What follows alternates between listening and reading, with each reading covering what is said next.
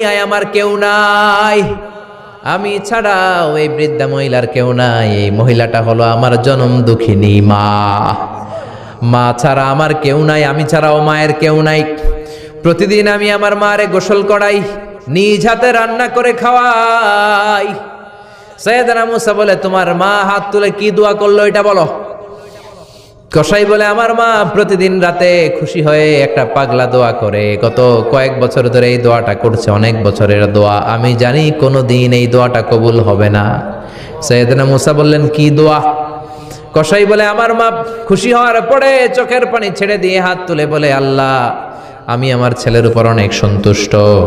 শুনেছি এই জামানার বনি ইসরায়েলের সবচেয়ে বড় পয়গম্বর, তার নাম নাকি মুসা কালিমুল্লাহ। আমি তোমার কাছে দোয়া করে গেলাম, আমার ছেলেরে তুমি ওই মুসা নবীর সাথে জান্নাতে ঢুকাইয়া দিবা।